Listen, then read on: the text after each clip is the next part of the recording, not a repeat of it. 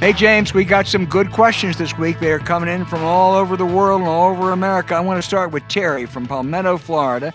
She says, Florida politics are frightening. They've elected Rick Scott despite the fact he's chairman of a group that's indicted for Medicare fraud. Where can we find Democratic candidates who are charismatic and dynamic enough to compete in this, what will be, I guess, the third largest state? Why Florida? Why is it such a wasteland? Well, first of all, a couple of things. Remember about Florida. They passed, of course, the legislature completely didn't implement it. By a healthy margin, the idea of giving convicted felons that served their time the right to vote. All right, I was surprised. And the second thing is, as Joe Biden was getting swamped in Florida, the minimum wage, a $15 minimum wage, passed with 60% of the vote. So, and I'm always reluctant to say, well, maybe we have a messaging problem or something fun, but maybe we do. Maybe there's something wrong with our presentation in Florida or our inability that the coalition that it takes to win in Florida is somewhat different coalition it takes to win in the United States. I don't know. I know Bill Nelson lost by 10,000 votes. This was Miami-Dade was really the center of the disappointment in 2020. I think if you look at the rest of the state, it performed but pretty good. Yeah. So I think that Florida Democrats are going to have to come to some fundamental grips about who they are and what they represent, and what candidates they put forward. Yeah, I was going to say maybe a messaging problem is a candidate problem too. They haven't had very, very good candidates, that's for sure. Right. We're going to go up to Montreal now. And Rick says, what are the odds, or asks, what are the odds the new administration tries to catch Trump or Kushner in a type of sting operation? If it's as sensitive and dire as you think, wouldn't this be a great way of mitigating the threat? I don't think the Biden administration is going to prosecute Trump or anybody around him, even though he's going to pardon himself, and we'll see if that's moot or not. So I'm really not spending much time at that. But where you want to look is Manhattan. You want to look at Cyrus Vance. That Manhattan DA's case is a very serious criminal case if it is brought, and I think it's almost certainly they're going to get those records. And it may be a little bit harder to prove in state court. And if you think that Donald Trump was a totally honest but tough businessman, then he probably didn't have any troubles. If you think, however, he wasn't, then I think he could be, as George H.W. Bush once said, in deep doo-doo. Yeah, I think that there's so many investigations that are going on.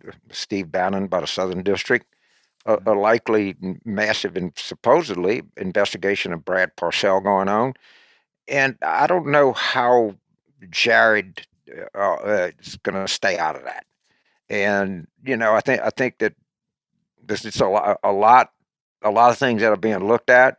And unless you believe that Jared is a very honest person and went by the book with all the campaign spending and everything else, they're going to have to go to great trouble to protect him. The Biden administration will. Well, they are, but James, he's going. James, he's going to pardon him. I mean, Trump's going to pardon him, and he has the power to do that. I think it's dubious he has the power to pardon himself, but he has the power to pardon Steve Bannon. I don't know if he will. He power to pardon Jared Kushner.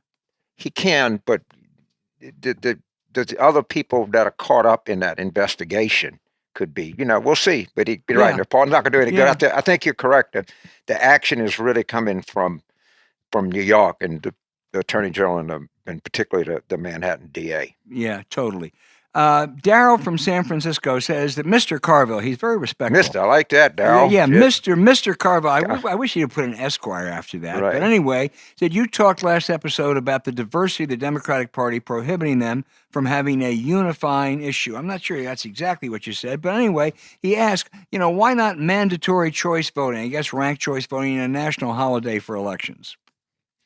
I would prefer to have the 28th Amendment to say that there's nothing in this Constitution prohibits Congress from regulating the money, campaign money. All right. If there was anything that could be unifying to every part of the Democratic coalition, I think it would be the corruption and money in politics message. And I think that you can use that from the courthouse to the state house to the White House to be Yep. I old-fashioned agree. about it. But I think that the unifying issue for the party has got to be anti-corruption, and I think when one of the things that, if not the investigations of Trump, the stuff that they're going to find, the utter staggering, breathtaking corruption that took place in this administration. Just because you don't want the attorney general to go after Trump, or he can't because of pardons, that this spider web goes really deep, and it goes in everywhere in this administration, and it has to be exposed, and it has to be brought up, and it has to be dealt with. Listen, thank all of you for listening today. Please tell your friends and remind them to subscribe on Apple Podcasts, Spotify, Stitcher, or wherever you get your podcast. Please keep those emails and questions coming in. We love them. We'll answer as many as we can next week. And I hope everyone out there will have a very happy and also a very safe Thanksgiving.